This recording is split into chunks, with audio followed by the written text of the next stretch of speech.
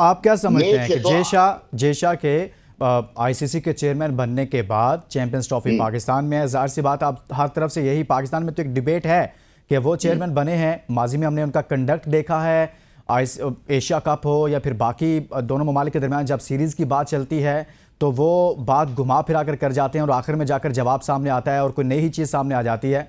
तो लगता है ऐसा है कि आपको क्या लगता है कि जेशा कोई ऐसा फैसला करेंगे, अपनी हुकूमत से बात करेंगे इस हवाले से कि जरूर पाकिस्तान करेगा। में टीम जानी जरूर चाहिए? जरूर जरूर जरूर जरूर बातें होंगी। और मेरे को याद है 2004 में जब इंडियन टीम कारगिल के बाद पहुंची, जिस तरीके का सिक्योरिटी हमने देखा, प्रेसिडेंशियल सिक्योरिटी, सब कुछ मान लिया हमने। सर सारे मज़े आप ले गए हैं बासु जी, कराची में घूम फिर के, सारे सारे सारे लाहौर में आप मज़े ले गए हैं, अब बाकियों को आप बता नहीं रहे कि वहां पर क्या हालात हैं भाई। हाँ नहीं नहीं, देखिए मजे, क्रिकेट का काम ही मजे दिलाना। हाँ जो देखते हैं, खेलते हैं, लिखते हैं, पढ़ते हैं, जो भी है, क्रिकेट एक लोगों को जोड़ते हैं। हाँ। तो अगर ये पाकिस्तान में जो हुआ है, बॉर्डर में जो हुआ है, इसको तोड़ने वाली काम हुआ, हम्म। तो जोड़ने वाली काम कैसे होगा फिर उसके बाद? One leads to the other in life, that's important. आपका जो प्राइम मिनिस्टर है कहाँ है अभी?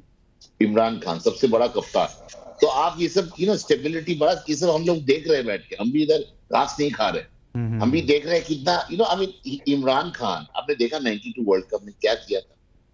ऐसे एक हस्ती को आप कैसे, व्हाट एवर पॉलिटिकल डिफरेंसेस हो, हम्म। आप जेल के अंदर नहीं डाल सकते।